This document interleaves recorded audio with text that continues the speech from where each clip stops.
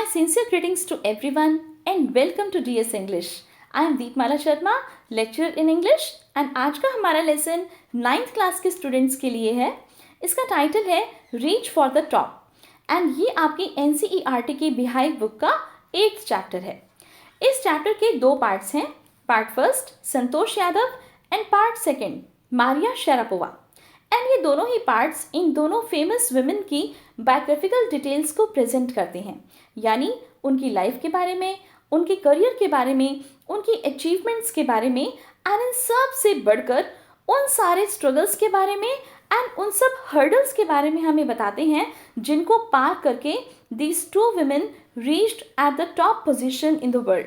And इसीलिए हमारे chapter का टाइटल है रीच फॉर द टॉप. आज के इस वीडियो में हम इन दोनों चैप्टर्स की लाइन बाय लाइन एक्सप्लेनेशन को समझेंगे, क्योंकि मोस्ट ऑफ द टाइम ये देखा गया है कि इन चैप्टर्स में से एक्सट्रैक्ट बेस्ड क्वेश्चंस एग्जाम्स में आते हैं.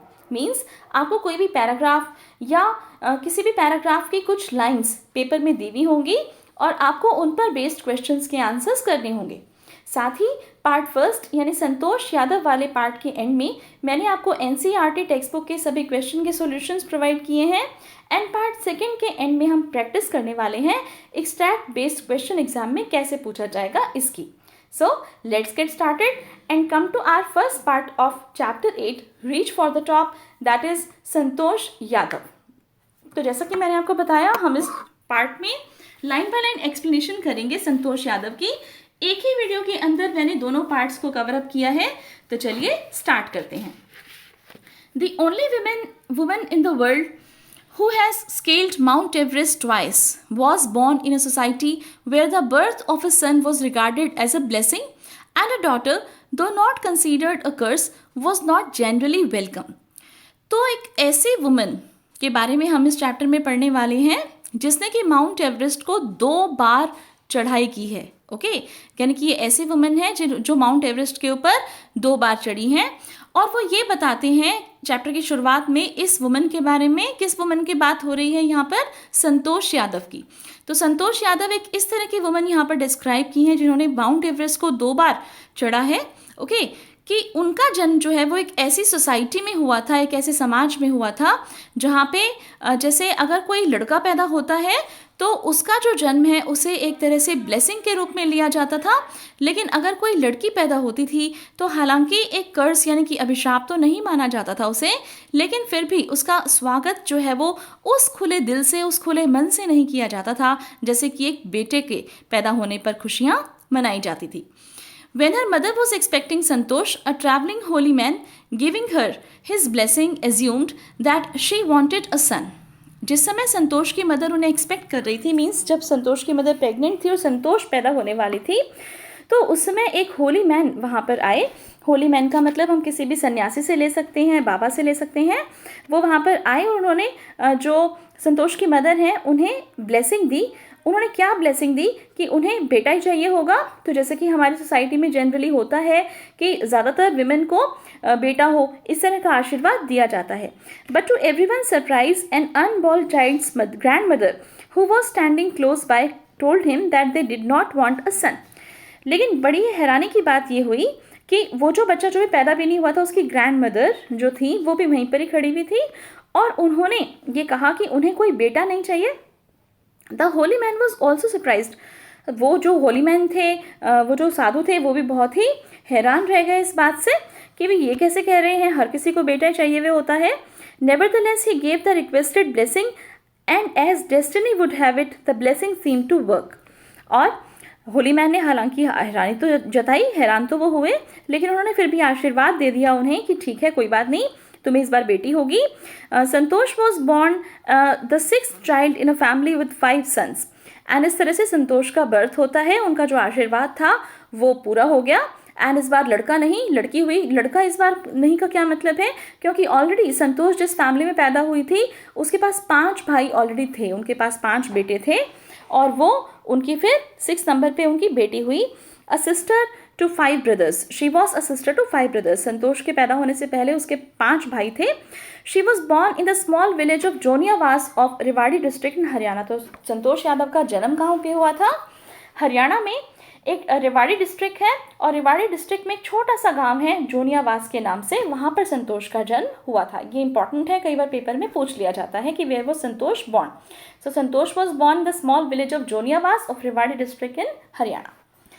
The girl was given the name Santosh which means contentment. जो लड़की पैदा हुई उसका नाम रखा गया संतोष, जिसका मतलब होता है कंटेंटमेंट। संतोष का मतलब कंटेंटमेंट। कंटेंटमेंट का मतलब क्या होता है? सेटिस्फाइड होना, संतुष्ट होना। मीन्स जो कुछ भी आपके पास है, आप जब उससे खुश होते हो, संतुष्ट होते हो, हैप्पी होते हो, तो दैट इज फीलिंग कि हाँ भी संतुष्ट हैं हम, हमें संतोष है, हम कंटेंटेड हैं। But Santosh was not always content with her place in a traditional way of life. लेकिन संतोष कभी भी जहाँ पर वो है, ट्रेडिशनल वे ऑफ लाइफ वो जी रही थी, उससे कभी भी वो संतुष्ट नहीं थी। जो परंपरागत चीज़ें उसकी लाइफ में थी, उनसे वो कभी भी संतुष्ट नहीं थी। She began living life on her own terms from the start. और उसने शुरुआत की जीवन को अपने तरीके से जीने की। वेयर अदर गर्ल्स वोर ट्रेडिशनल इंडियन ड्रेसेस, संतोष प्रिफर्ड शॉर्ट्स।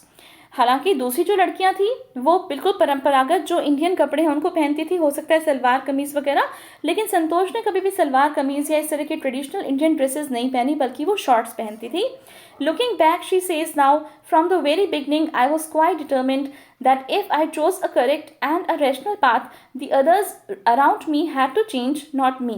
तो संतोष कहती है कि मैं जब पीछे मुड़कर देखती हूँ तो मैंने शुरुआत से यही सोचा था और इस बात का पूरा मैंने डिटर्मिनेशन कर लिया था, दृढ़ संकल्प कर लिया था कि अगर मैंने अपने लिए एक रास्ता चुना है जो कि बिल्कुल सही है और मैंने रैशनल पाथ चुना है, मीन्स मैंने अपनी ओर से ये सोचकर चुना है वो पाथ कि वो मेरे लिए बिल्कुल अच्छा है, बिल्कुल सही है, रैशनैलिटी से, मीन्स अपने दिमाग का यूज़ करते हुए मैंने अगर किसी पॉजिटिव चीज़ को अपनाया है, अच्छा रास्ता मैंने अपने लिए चुना है, तो मैं किसी और के लिए चेंज नहीं होंगी, बल्कि अगर और कोई लोग मेरे कॉन्टैक्ट में आना चाहते हैं, कनेक्शन मेरे से बनाना चाहते हैं, तो उनको चेंज होना पड़ेगा। तो इस तरह की थिंकिंग थी संतोष यादव की। Santosh's parents were affluent landowners who could afford to send their children to the best schools, even to the country's capital, New Delhi, which was quite close by.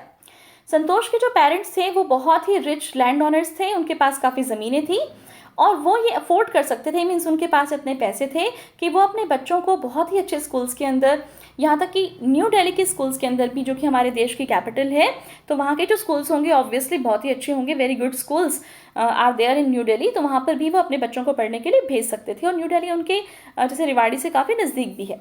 But in line with the prevailing custom in the family, Santosh had to make do with the local village school. लेकिन जैसा कि उनके परिवार में एक custom था, okay, जो चलता आ रहा था ट्रेंड, कि जो परिवार की जो लड़कियां हैं वो लोकल विलेज स्कूल के अंदर पढ़ती थी। तो संतोष ने भी शुरुआत जो करी अपनी एजुकेशन की वो लोकल विलेज स्कूल से की। So she decided to fight the system in her own quiet way when the right moment arrived. At the right moment came when she turned 16। अब क्या हुआ कि जैसे संतोष को ये चीज़ बिल्कुल पसंद नहीं थी कि उनको गांव के स्कूल के अंदर पढ़ने के लिए भेजा जा रहा था, तो उन्होंने ये मन मन में सोच लिया कि जब कोई ऐसा मोमेंट आएगा जब वो अपनी आवाज़ उठा सकेंगी, अपनी बात को रख सकेंगी, तो वो ऐसा ज़रूर करेंगे। और वो राइट मोमेंट कब आया? जब वो 16 ईयर्स ओल्ड थी। At 16, most of the girls in the village used to get married. Santosh was also under pressure from her parents to do the same. 16 years के होने पर बहुत सारी लड़कियां जो हैं गांव में उनकी शादी कर दी जाती थी और संतोष के ऊपर भी उनके पेरेंट्स ये प्रेशर डाल रहे थे कि तुम भी शादी कर लो। A marriage as early as that was the last thing on her mind. लेकिन इतनी जल्दी शादी करना संतोष ने कभी लाइफ में भी नहीं सोचा था, और अगर सोचना ही पड़ता तो शायद ये उसके टू डू कोर्स में, टू डू लिस्ट में सबसे लास्ट काम होता। She threatened her parents that she would never marry if she did not get a proper education. उसने अपने पेरेंट्स को थ्रेटन किया, उन्हें डराया धमकाया कि वो कभी भी शादी नहीं करेगी, कब तक, जब तक उसे प्रॉपर एजुकेशन, अच्छे से शिक्षा ना मिल जाए। वो पढ़ना चाहती थी और उसके बाद वो शादी के लिए हाँ कह सकती थी। She left home and got herself enrolled in a school in Delhi. उसने घर छोड़ दिया और जाकर दिल्ली में एक स्कूल में अपना नाम लिखवा लिया। When her parents refused to pay for her education, she politely informed them of her plans to earn money by working part-time to pay her school fees. Parents ने मना कर दिया कि वो उसकी एजुकेशन के लिए कोई पैसे नहीं देने वाले हैं, तो उसे बहुत ही पोलाइटली, बहुत ही विनम्रता से अपने पेरेंट्स को इन्फॉर्म किया कि ओके, अगर वो उसकी फ़ीस नहीं भर सकते पढ़ाई के लिए, तो वो पार्ट टाइम कोई भी जॉब कर लेगी अपने लिए, खुद के लिए, अपनी एजुकेशन के लिए वो पैसे कमा के अपनी स्कूल की फ़ीस भर देगी।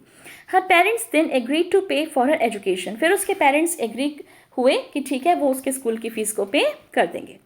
Wishing always to study a bit more and with her father slowly getting used to her urge for more education, Santosh passed the high school examinations and went to Jaipur. हर बार उसको यही लगता था कि वो कुछ ना कुछ और पढ़ना चाहती है और ज़्यादा पढ़ना चाहती है, थोड़ा थोड़ा और वो आगे बढ़ती चली गई इस एजुकेशन के फील्ड में। एंड उसके फादर को भी अभी लगने लग गया कि उसकी जो बेटी है, उसकी जो ये अर्ज है, मीन्स ये स्ट्रॉन्ग डिज़ायर है पढ़ने की, एजुकेशन लेने की, तो वो अब ख़त्म नहीं हो सकती। तो इस तरह से करते करते संतोष ने हाई स्कूल जो था अपने एग्जामिनेशन उसको पास कर लिया और फिर उसके बाद वो जयपुर चली गई। शी जॉइंड महारानी college and got a room in Kasturba hostel. Santosh remembers Kasturba hostel faced the Aravali hills. I used to watch villagers from my room going up the hill and suddenly vanishing after a while. तो अब संतोष ने अपने high school को complete किया and high school examinations को complete करने के बाद वो जयपुर चले गए और जयपुर जाकर उसने महारानी कॉलेज पे एडमिशन ले लिया और वहाँ कस्तूरबा नाम का एक हॉस्टल था, वो वहाँ पर रहने लगी। तो संतोष अब याद करके बताती है कि कस्तूरबा हॉस्टल में वहाँ पे जो रूम था जहाँ पे वो रहती थी, वहाँ से वो क्या देखती थी। वो देखती थी कि कस्तूरबा हॉस्टल के सामने अरावली हिल्स थी, अरावली की पहाड़ियाँ। अरावली आपको पता है एक पर्वत श्रृंखला है और उसकी पहाड़ियाँ थी जो कि उसके कस्तूरबा हॉस्टल से, उसके रूम से दिखाई देती थी। वो बाहर देखती थी अपनी खिड़की से, तो वो देखती थी कि कुछ ऐसे विलेजर्स हैं जो जैसे पहाड़ी के ऊपर चढ़ते हैं और फिर फटाफट से गायब हो जाते हैं। One day I decided to check it out myself. एक दिन उसने सोचा कि वो जाकर खुद चेक करेगी कि भी ये होता क्या है। कुछ लोग आते हैं, पहाड़ी के ऊपर चढ़ते हैं और फिर वैनिश हो जाते हैं, गायब हो जाते हैं, डिसअपियर हो जाते हैं। I found nobody except a few mountaineers. उसे कुछ भी नहीं मिला, सिर्फ कुछ माउंटेनियर्स मीन्स पर्वतारोही मिले, यानी कि वो विलेजर्स नहीं थे, वो माउंटेनियर्स थे। माउंटेनियर्स क्या होता है आपको क्लियर है? जैसा कि मैंने आपको इंट्रोडक्शन में बताया कि जो संतोष यादव हैं वो एक इंडियन माउंटेनियर हैं। ओके, माउंटेनियर का मतलब पर्वतारोही, मीन्स ये ऐसे लोग होते हैं जो पर्वत पर चढ़ने का काम करते हैं। ओके, तो माउंटेनियर, वहाँ पर कुछ माउंटेनियर्स उसे मिले अरावली हिल पर। I asked if I could join them. To my pleasant surprise they answered in the affirmative and motivated me to take to climbing. तो संतोष ने पूछा कि क्या वो उन्हें ज्वाइन कर सकती है और उसे बहुत ही प्लेजेंट सरप्राइज मिला, मीन्स उसे काफ़ी खुशी और साथ में हैरानी हुई, खुशी वाली हैरानी हुई कि उन्होंने एफर्मेटिव में मीन्स येस करके आंसर दिया और उन्होंने उसे मोटिवेट किया कि हाँ तुम भी आओ हमारे साथ पर्वत पर चढ़ाई करो। Then there was no looking back for this determined young girl. और उसके बाद संतोष यादव ने पीछे मुड़कर कभी भी नहीं देखा। She saved money and enrolled in a course at Uttarkashi's Nehru Institute of Mountaineering. उसने पैसे बचाए और अपना जो एडमिशन है, अब आगे एनरोलमेंट जो है वो उत्तरकाशी के नेहरू इंस्टीट्यूट ऑफ माउंटेनियरिंग में करा लिया। My college semester in Jaipur was to end in April but it ended on the 19th of May। अब संतोष यादव याद करके बताती हैं एक बात कि उसका जो कॉलेज का सेमेस्टर था, मीन्स महारानी कॉलेज जयपुर में जब वो पढ़ रही थी, तो उसका सेमेस्टर था वो अप्रैल में जाकर ख़त्म होना था, लेकिन बहुत लेट हो गया वो और 19th of May को एंड हुआ। And I was suppose to be in Uttarkashi on the 21st। In between Santosh Yadav जो है वो उत्तरकाशी के नेहरू इंस्टीट्यूट ऑफ माउंटेनियरिंग में अपना एडमिशन करा चुकी थी, तो उनको 21st को वहाँ पर प्रेजेंट होना था। 19th of May को कॉलेज का सेमेस्टर एंड हुआ, 21st को उन्हें नेहरू इंस्टीट्यूट ऑफ माउंटेनियरिंग में पहुंचना था जो कि उत्तरकाशी में था। So I did not go back home, instead I headed straight for the training. इसलिए जैसे 19th of May को सेमेस्टर ख़त्म होने के बाद संतोष यादव वापस अपने घर नहीं गई, बल्कि सीधी वो ट्रेनिंग के लिए चली गई। I had to write a letter of apology to my father without whose permission I had got myself enrolled at Uttarkashi. And उसके बाद संतोष यादव ने अपने फादर को एक लेटर लिखा जिसमें उन्होंने माफ़ी मांगी उनसे, क्योंकि उन्होंने उनकी परमिशन के बिना नेहरू माउंटेनियरिंग इंस्टीट्यूट के अंदर एडमिशन ले लिया था। तो देखिए ये पिक्चर है नेहरू इंस्टीट्यूट ऑफ माउंटेनियरिंग की, which is in Uttarkashi. Thereafter Santosh went on an expedition every year. और उसके बाद वो हर साल एक्सपीडिशन पर जाती थी। हर क्लाइंबिंग स्किल्स मैच्योर्ड रैपिडली। और उनकी जो क्लाइंबिंग स्किल्स हैं वो धीरे धीरे बहुत ही स्पीड से जो है अच्छी होती चली गई, बहुत ही मैच्योर होती चली गई, अनुभव उनको आता गया। Also she developed a remarkable resistance to cold and the altitude. और उन्होंने एक रिमार्केबल रेजिस्टेंस डेवलप किया कोल्ड के अगेंस्ट और ऑल्टीट्यूड के अगेंस्ट। अब आपको पता ही है कि जब माउंटेन्स पर जो भी पर्वतारोही हैं वो जैसे चढ़ते हैं, चढ़ाई करते हैं, तो वहाँ पर टेम्परेचर जो है वो कंपैरेटिवली कम होता है और कोल्ड होने के चांसेस ज़्यादा होते हैं। ऑल्टीट्यूड के हाई होने के कारण से वहाँ पर ऑक्सीजन की भी कमी होती है, तो उस तरह की जो प्रॉब्लम्स हैं वो भी लोगों को फेस करनी पड़ती हैं जो माउंटेनियरिंग करते हैं। तो धीरे धीरे संतोष यादव ने अपने हेल्थ को, अपनी इम्यूनिटी को इतना डेवलप कर लिया, इतना अच्छे से उसे सब कुछ अडेप्ट कर लिया कि वो कोल्ड और ऑल्टीट्यूड इन सब चीज़ों के साथ अडेप्ट होती चली गई। अब उसे इन चीज़ों से कोई प्रॉब्लम नहीं होती थी। Equipped with an iron will, physical endurance and an amazing mental toughness, she proved herself repeatedly. और एक अपने अंदर उसे लग रहा था कि एक आयरन विल है, यानी कि बहुत ही स्ट्रॉन्ग विल पावर थी उनके अंदर। फिजिकल एंड्योरेंस थी, मीन्स फिजिकली भी वो काफ़ी फिट थी, कुछ भी ऑड कंडीशंस हो उनको एंड्योर कर पाती थी, मीन्स सहन कर पाती थी। और एक बहुत ही अमेजिंग मेंटल टफनेस, और मानसिक रूप से भी वो काफ़ी मजबूत थी, स्ट्रॉन्ग थी। एंड इसी वजह से वो बार बार अपने आप को प्रूव करती चली गई कि वो किसी से कम नहीं है। और ये सब करते करते देखिए, the culmination of her hard work and sincerity came in 1992, just 4 years after she had shyly asked the Aravalli mountaineers if she could join them. और इसके बाद 1992 में उन्हें इन सब चीज़ों का फल मिला। 4 साल ही हुए थे उनको उत्तरकाशी में ज्वाइन किए हुए, और फिर उन्होंने पूछा अरावली माउंटेनियर्स से कि क्या वो उन्हें ज्वाइन कर सकती है। At barely 20 years of age, Santosh Yadav scaled Mount Everest, और केवल 20 साल की एज में संतोष यादव ने माउंट एवरेस्ट को स्केल कर लिया। माउंट एवरेस्ट के बारे में आप क्या जानते हैं? जब भी हम जनरल नॉलेज में पढ़ते हैं, it is the highest mountain peak, right, 8848 metres high. हमारी इस अर्थ के ऊपर जो सबसे बड़ी जो पर्वत चोटी है, सबसे ऊंची जो पर्वत चोटी है, दैट इज़ माउंट एवरेस्ट। उसे क्लाइम किया केवल 20 साल की जब संतोष यादव थी उन्होंने उस समय। She becoming the youngest woman in the world to achieve the feat, और इस तरह से वो एक youngest woman बन जाती है वर्ल्ड में जिन्होंने इस मुकाम को हासिल किया। If her climbing skills, physical fitness and mental strength impressed her seniors, her concern for others and desire to work together with them found her a special place in the hearts of fellow climbers. तो जो संतोष यादव के seniors हैं वो उनसे inspire होते हैं, उनकी physical fitness को देखकर कि वो फिजिकली कितनी फिट हैं, उनकी मेंटल स्ट्रेंथ को देखकर कि वो दिमाग से कितनी मजबूत हैं। ओके, एंड साथ के साथ उनके अंदर एक इस तरह की कंसर्न है और एक डिज़ायर है काम करने की, जो उसके जो साथ के जो फेलो क्लाइंबर्स हैं वो इन सब चीज़ों से सीखते हैं। During the 1992 Everest mission, Santosh Yadav provided special care to a climber who lay dying at the South Pole.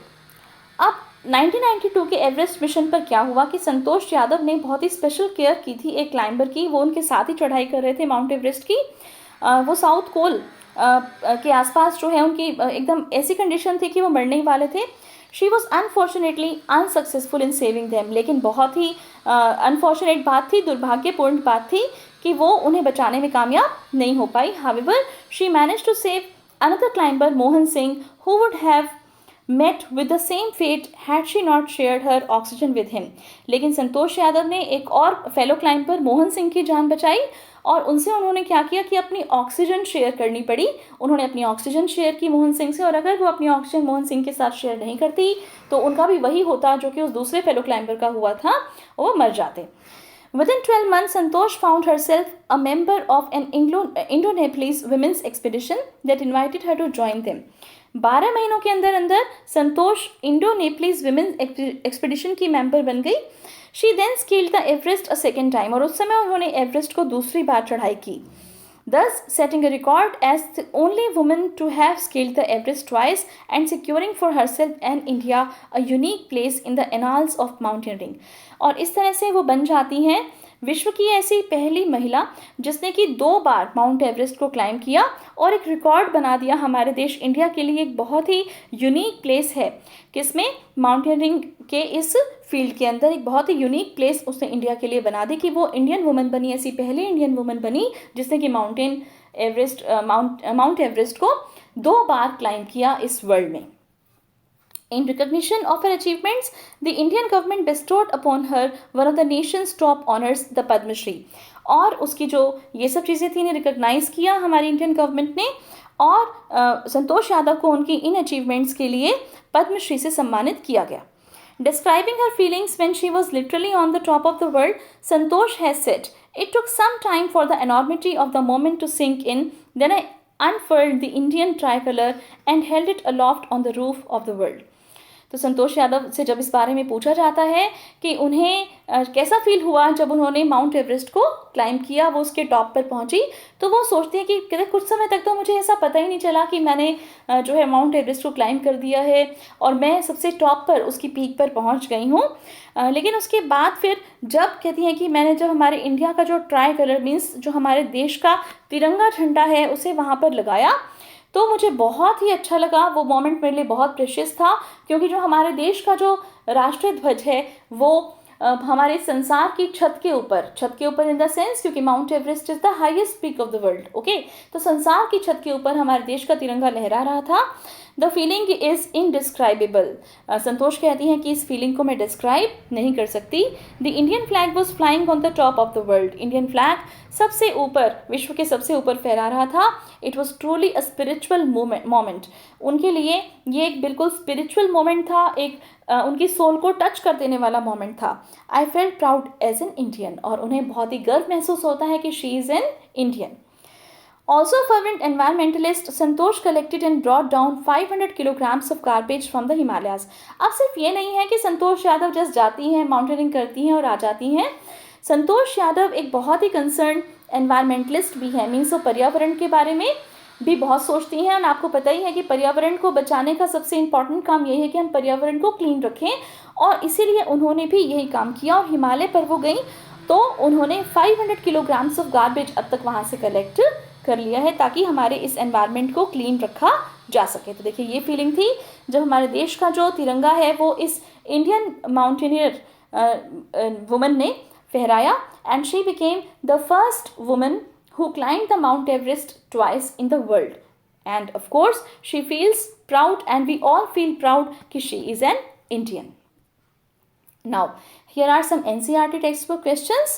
और जितने भी questions NCERT की textbook में पूछे हुए हैं उन सभी के solutions यहाँ पर मैंने आपको provide किए हैं। ये different slides हैं, and सभी जो questions हैं उनके solutions आपके सामने हैं। आप चाहें तो वीडियो को pause करके इन्हें note down कर सकते हैं, या फिर आप इनका स्क्रीनशॉट लेकर रख सकते हैं एंड बाद में आप इनको लिख सकते हैं। And here we come at part second of this chapter, reach for the top, that is Maria Sharapova. तो चलिए, अभी हमने इंडियन वुमन संतोष यादव के बारे में पढ़ा, अब हम सेकेंड पार्ट देखते हैं, मारिया शरापोवा के बारे में है। कौन है Maria Sharapova? She is a famous lawn tennis player, और वो ऐसी लॉन टेनिस प्लेयर है जिन्होंने कि इस पूरे वर्ल्ड में सबसे हाईएस्ट जो हम कह सकते हैं कि मुकाम है उसे हासिल किया है। ओके, देखते हैं क्या क्या अचीवमेंट्स है मारिया शरापोवा की, और वो किन सब स्ट्रगल्स को पार करके यहाँ तक पहुँची हैं। There is something disarming about Maria Sharapova, something at odds with her ready smile and glamorous attire.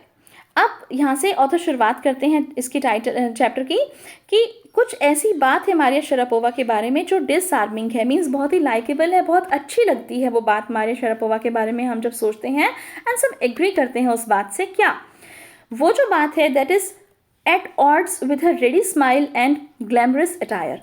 लेकिन वो जो बात है वो कुछ चीज़ों से ऑड है, मीन्स मैच नहीं कर रही, बिल्कुल कॉन्ट्रास्ट है। किन चीज़ों से कॉन्ट्रास्ट है?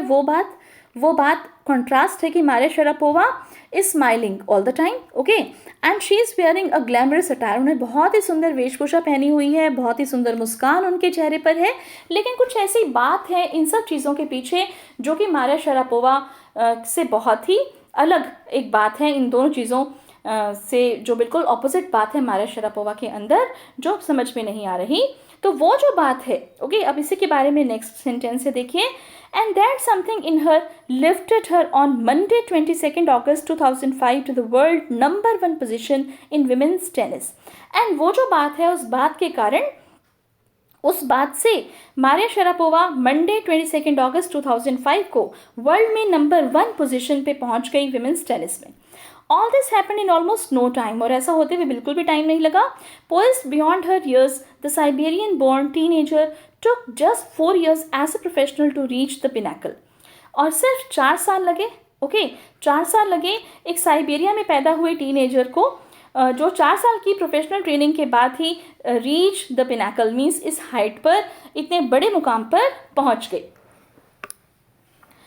However, the rapid ascent in a fiercely competitive world began 9 years before with a level of sacrifice few children would be prepared to endure.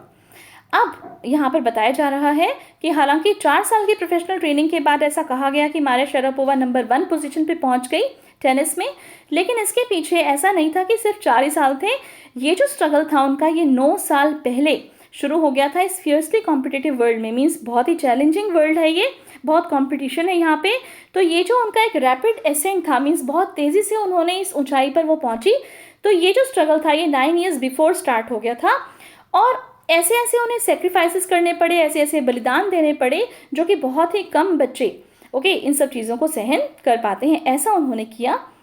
तो देखते हैं उन्होंने ऐसा क्या किया। Little Maria had not yet celebrated her 10th birthday when she was packed off to train in the United states.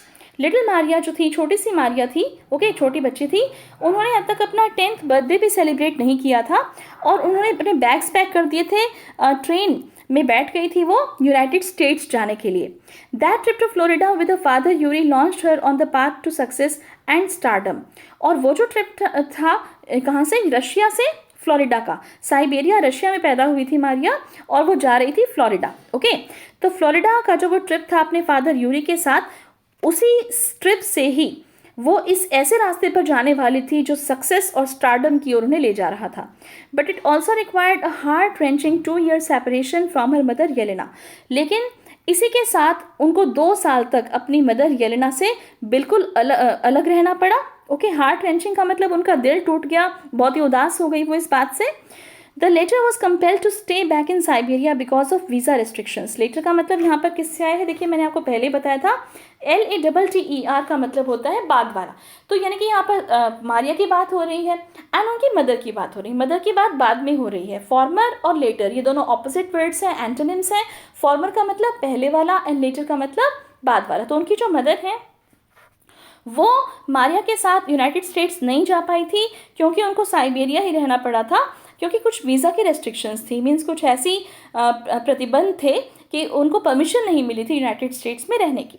The 9-year-old girl had already learnt an important lesson in life that tennis excellence would only come at a price. अब इस 9 साल की छोटी सी बच्ची ने इस lesson को, इस इम्पॉर्टेंट लेसन को सीख लिया था अपने जीवन में कि टेनिस में अगर उसे एक्सेल करना है, बहुत अच्छे से टेनिस सीखना है, तो उसे उसके लिए कुछ कीमत चुकानी पड़ेगी। तो देखिए छोटी सी बच्ची मारिया, और किस तरह से उसे अलग कर दिया गया अपनी मदर से। उसके जो फादर हैं यूरी, वो उसे लेकर चले गए फ्लोरिडा, USA। अब वहाँ पर देखिए क्या होता है मारिया के साथ। I used to be so lonely, Maria Sharapova recalls. I missed my mother terribly. My father was working as much as he could to keep my tennis training going, so he couldn't see me either. अब Maria Sharapova कहती हैं कि मैं बिल्कुल अकेली हो गई वहाँ पर। मुझे अपनी मदर की बहुत याद आती थी, और मेरे फादर को भी बहुत हार्ड वर्क करना पड़ता था, क्योंकि मेरी जो टेनिस ट्रेनिंग है उसकी जो फीस वगैरह है वो भरने के लिए, और इसलिए मैं उनसे भी ज़्यादा नहीं मिल पाती थी। Because I was so young I use to go to bed at 8 PM। कहते बहुत ही छोटी थी तो मैं जल्दी सो जाती थी, वहाँ पर 8 बजे मैं सो जाती थी। The other tennis peoples would come in at 11 PM and wake me up and order me to tidy up the room and clean it. अब मारिया सो जाती थी, छोटी बच्ची 9 years old तो वो थी, 8 बजे उसे नींद आ जाती थी। लेकिन उसकी जो बाकी 7 जो लड़कियां और टेनिस सीखती थी वो बड़ी थी उससे एज पे, तो वो 11 बजे के आसपास खेल के आती थी, और आने के बाद वो जब रूम में अपने वापस आती थी, वहाँ पर मारिया सो रही होती थी, उससे जगाती थी और उसे कहती थी वो बड़ी लड़कियाँ कि तुम खड़ी हो और इस रूम को साफ करो। Instead of letting that depress me, I became more quietly determined and mental tough. अब हो सकता है कि इस बात से कोई भी डिप्रेशन में आ जाए, कोई भी दुखी हो जाए कि भी किस तरह से परेशान किया जा रहा है, और छोड़ के वहाँ से चला जाए। लेकिन मारिया कहती है कि मैं इस चीज़ से और भी ज़्यादा डिटर्मिन्ड हो गई। मैंने और पक्का दृढ़ संकल्प कर लिया कि मुझे अपने आप को बहुत टफ बनाना है, बहुत स्ट्रॉन्ग बनाना है। I learn how to take care of my self. मैंने सीखा कि मैं अपना ध्यान कैसे रख सकती हूँ। I never thought of quitting because I knew what I wanted. और कहते कि मैंने कभी नहीं सोचा कि मैं इस चीज़ को छोड़कर चली जाऊं, क्योंकि मुझे पता था कि मुझे क्या चाहिए है।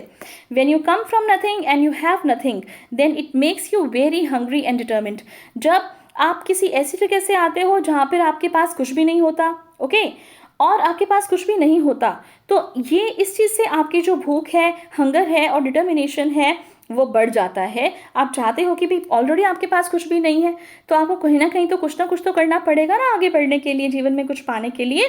तो कहती है इस चीज़ की जो हंगर थी मेरे अंदर थी, ये डिटर्मिनेशन मेरे अंदर था, I would have to put up with much more humiliation and insults than that to steadfastly pursue my dream. तो मारिया कहती हैं कि इस तरह से मुझे बहुत सारे ह्यूमिलिएशंस और इंसल्ट्स में बहुत अपमान झेलना पड़ा इन सब चीज़ों में कि जिससे मेरा सपना पूरा हो, लेकिन उन्होंने कभी भी इस चीज़ के लिए हार नहीं मानी और वो लगातार इन सब ऑड सर्कमस्टांसेस का सामना करती गई। That toughness runs through Maria even today, और वो जो टफनेस है, वो जो स्ट्रेंथ है, वो मारिया में आज भी देखी जाती है। It was the key to her bagging the women's singles crown at Wimbledon in 2004 and to her meteoric rise to the world number 1 spot the following year। तो जो वो टफनेस है, वो जो स्ट्रेंथ है मारिया ने इस समय में डेवलप की थी, जिस समय वो टेनिस की ट्रेनिंग ले रही थी फ्लोरिडा में, वो उनके लिए की बनी। ओके, किस चीज़ की? कि उन्होंने विमेन सिंगल्स में क्राउन हासिल किया विमिल्डन में 2004 में, और नेक्स्ट ईयर ही वो बन गई नंबर 1 टेनिस प्लेयर। ओके, तो आप देख सकते हैं कि ये अचीवमेंट थी मारिया शरापोवा की, किस तरह से उन्होंने विमिल्डन का जो 2004 का खिताब है विमेन सिंगल्स का, उसे जीता, एंड देन उसके बाद वो टॉप पोजीशन पर पहुंच गई लॉन टेनिस में। While her journey from the frozen plains of Siberia to the summit of women's tennis has touched the hearts of tennis fans, for the youngster herself there appears to be no room for sentiment।